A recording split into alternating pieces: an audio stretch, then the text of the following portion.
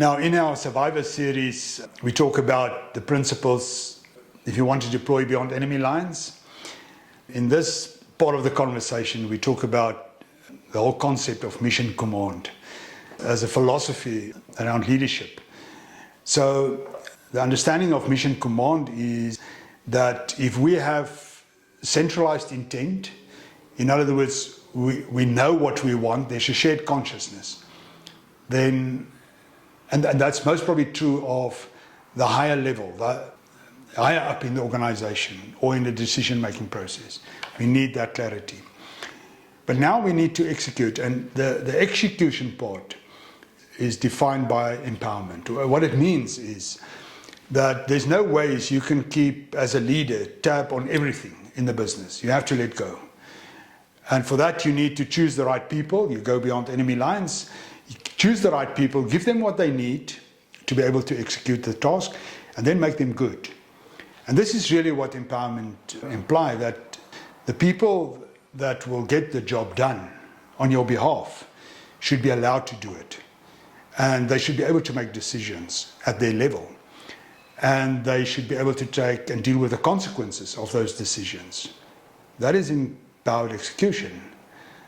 And it's a critical component of the whole concept of mission command. So if you think of the word empower, then it's the prefix M, and then the root of that word is power. So if you combine the two, it could potentially be how to magnify the potential within, how to unlock the potential that's there and allow it to come through. And people should be able to do that because we allow them to do that. It's as simple as that.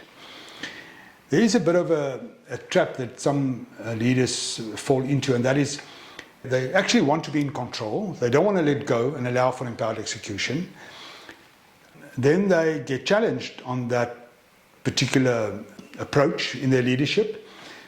Then they say, okay, I'm going to let go. I'm going to set you free. I'm just going to abandon you. I'm not going to make you good. You might not be the right person for the job, but you tell me that I should not control you that much. So let me let go on that, letting go as an option. And I want to be very clear on this, and that is that is not empowerment. Yet many people think that it is. It's almost like delegation. There's no ways you can delegate a task to people if you haven't made them good in the execution first. If you delegate, but people are not good at what they're doing, they will disappoint you. And then you will be able to justify, that they can't do it. And therefore you have to step in. You have to be in control of everything. And you're the only one that can get this job done. Now that's a lot of rubbish. But yes, and leaders end up doing that. Often because we've given up our hope in our people. We've given up on people. And we don't realize how much potential there still is in people, and how much of that potential we can actually magnify, get it out, and allow people to become good in getting the job done. So this is really what empowered execution is all about, is to allow for that. So between control and letting go, empowerment is not letting go. Empowerment is a third alternative, and that is where you facilitate and build your team or the individual to the point that he or she or they can get the job done, and you can trust him in getting the job done. And that's really where you want to be, beyond enemy lines. That's where you want to be in your business. That's where you want to be in a community and society of people trying to make sense of life and all the opportunities that is out there. I personally think that our ability to empower and to trust people more, and to believe that people are more capable than what we think,